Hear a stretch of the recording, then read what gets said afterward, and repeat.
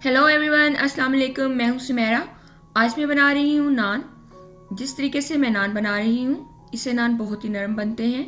तो आए शुरू करते हैं। सबसे पहले नान के लिए डो बना लेते हैं। डो बनाने के लिए हमें चाहिए 3 कप ऑल पर्पस फ्लावर यानी मैदा। इसको एक छन्नी से छान लें। अब डालें half tea spoon baking soda, half tea spoon baking powder, 1 teaspoon नमक, हाफ टी स्पून चीनी, हाफ कप दही, 1/4 कप ऑयल, 1 कप नीम गर्म पानी डो को प्रिपेयर करने के लिए। अब हमने इन तमाम इंग्रेडिएंट्स के साथ डो को गूंद लेना है। अब आप इस तरह से आहिस्ता आहिस्ता पानी डालकर डो को अच्छी तरह से गूंद लें। हमने ये ख्याल रखना है कि डो ना ज़्यादा नरम हो और ना ही ज़्यादा सख्त हो।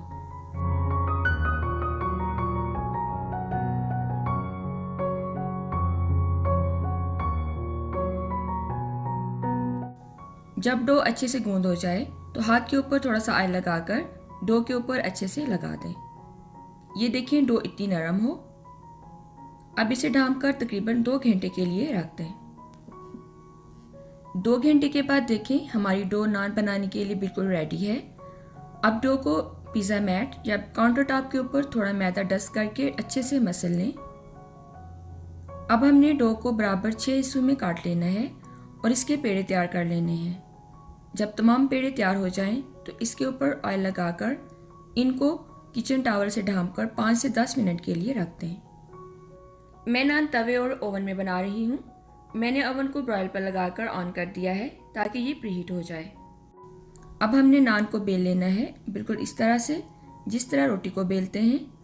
एक साइड पर ब्रश से ऑयल लगा लें। ऑयल हमने सिर्फ इसी साइड पर लगाना है जो तवे के ऊपर वाली साइड होगी। यहाँ पर मैंने थोड़ा सा हरा धनिया डाल दिया है, इससे बहुत अच्छी लुक आती है।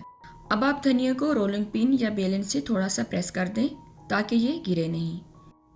अब आप नान के ऊपर फोर्क से ऐसे निशान लगा लें ताकि ये ज़्यादा फूले नहीं। एक तवे को मीडियम हीट पर प्री हीट कर लें और नान को तवे के ऊपर डाल दें और इसे तकरीबन 1 मिनट के लिए पका लें। हमने नान की एक साइड को तवे पर पकाना है जबकि दूसरी साइड को ओवन में।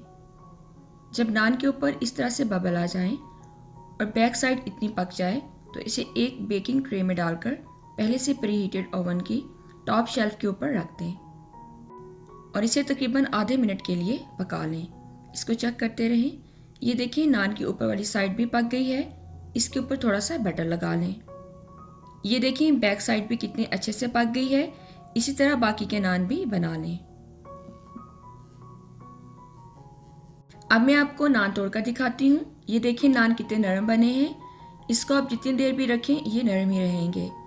वीडियो पसंद आए तो इसे लाइक करें और अपने दोस्तों के साथ ज़रूर शेयर करें। अगर आपने मेरे चैनल को अभी तक सब्सक्राइब नहीं किया तो अभी इसे भी ज़रूर सब्सक्राइब कर लें ताकि मेरी हर आने वाली वीडियो आप तक पहुँच सके। आपसे मुलाकात होगी मेरी नेक्स्ट वीडियो में। तो तब तक के लिए मुझे अपनी दुआओं में याद रखें। अल्लाह हाफिज़। हेलो अस्सलाम वालेकुम, मैं हूं सुमेरा। प्लीज़ सब्सक्राइब मेरे यूट्यूब चैनल ताकि आप देख सकें मज़े मज़े की देसी फूड रेसिपीज़।